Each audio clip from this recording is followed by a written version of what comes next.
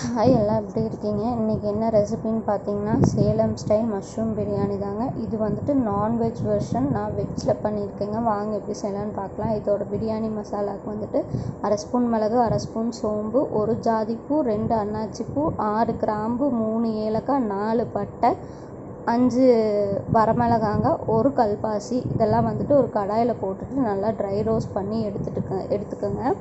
இது வந்துட்டு கரைஞ்சிடக்கூடாதுங்க. மிதமான சூட்டில் வச்சுட்டு அதோட வாசனை வர அளவுக்கு நல்லா வறுத்து ஆற வச்சு எடுத்துக்கோங்க. ஆற வச்சதை வந்து மிக்ஸி ஜாரில் போட்டு உங்களுக்கு எந்த அளவுக்கு முடியுமோ அந்த அளவுக்கு நல்லா ஃபைனாக அரைச்சி எடுத்துக்கோங்க. இப்போ ஒரு ப்ரெஷர் குக்கர் எடுத்துக்கோங்க.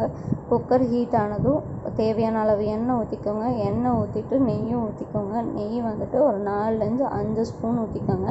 நெய் ஊற்றிட்டு இது கூடவே வந்து தாளிப்பு பொருள் என்னென்னா ஒரு பட்டை, ஒரு கிராம்பு, ஒரு அன்னாச்சிப்பூ, ஒரு ஏலக்காய், ஒரு பிரியாணி இலை, ஒரு 2 கீறின வரமிளகாங்க. நான் எப்பவும் போலயே வந்துட்டு அந்த காய் சீவுறதுல வந்துட்டு வெங்காயம் ஒரு 3 வெங்காயம் சீவி வச்சுருக்கேங்க. அதையும் போட்டுட்டு நல்லா வதக்குங்க. வெங்காயம் வந்துட்டு நல்லா வதங்கி வரணுங்க. ஒரு அளவு கண்ணாடி பதம் வந்ததையும் கொஞ்சோண்டு கொத்தமல்லி, புதினாவும் போட்டு வதக்குங்க. வெங்காயம் வந்துட்டு நல்லா கோல்டன் ப்ரௌன் கலரில் வரணுங்க. இதோ இந்த கலரில் வந்ததுக்கப்புறம் நம்ம வந்துட்டு இது கூடயே ஒரு 2-3 ஸ்பூன் இஞ்சி பூண்டு பேஸ்ட் போட்டுக்கலாங்க. அதையும் போட்டு நல்லா வதக்குங்க.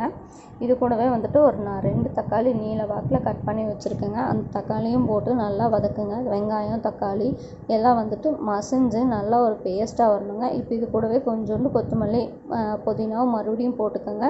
போட்டுட்டு நல்லா வதக்குங்க. இது நல்லா வதங்கி வந்தது இது கூட ஒரு 1/4 ஸ்பூன் மஞ்சள் தூள் போடுங்க. ஒரு 1-1 1/2 ஸ்பூன் காஷ்மீரி மிளகாய் தூள் போடுங்க. ஒரு 1/2 ஸ்பூன் கரம் மசாலா போடுங்க. நம்ம அரைச்ச பிரியாணி பொடியில் வந்துட்டு ஒரு 2-1/2 ஸ்பூன் போட்டுக்கோங்க.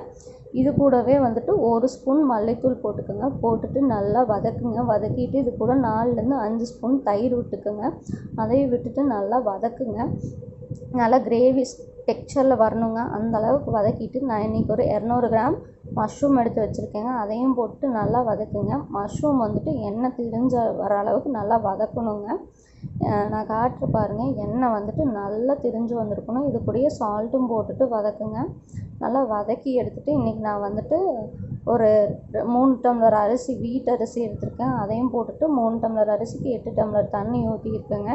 இது கூடயே வந்துட்டு உப்பும் போட்டுக்கோங்க. உப்பு பார்த்துட்டு இது கூடயே ஒரு 1/2 லெமன் பிழிஞ்சு விட்டுக்கலாங்க. பிழிஞ்சு விட்டுட்டு நல்லா மிக்ஸ் பண்ணிவிட்டு உப்பு அளவாக இருக்கான்னு பார்த்துட்டு மூடி ஒரு 3-4 விசில் விட்டு எடுத்திங்கன்னா ஒரு அட்டகாசமான பிரியாணி ரெடிங்க. நீங்கள் சீரக சம்பா அரிசி, பாஸ்மதி அரிசி எதில் வேணாலும் செய்யலாங்க. சூப்பராக இருக்கும். அப்படியே ப்ரெஷர் ரிலீஸ் ஆனதையும் ஓப்பன் பண்ணி பார்த்திங்கன்னா அந்த கலரே நல்லா டெம்ப்டிங்காக இருக்குங்க. ஒரு சேலம் ஸ்டைல், அதுவும் வெஜ்ஜில் ஒரு மஷ்ரூம் பிரியாணி ரெடிங்க. செஞ்சு பார்த்துட்டு எப்படி இருக்குன்னு மறக்காமல் கமெண்ட் பண்ணுங்கள். நிறைய பேர் சப்ஸ்கிரைப் பண்ணாமல் பார்க்குறீங்க. சப்ஸ்கிரைப் பண்ணிக்கோங்க. லைக் பண்ணுங்கள், ஷேர் பண்ணுங்கள். பாய்.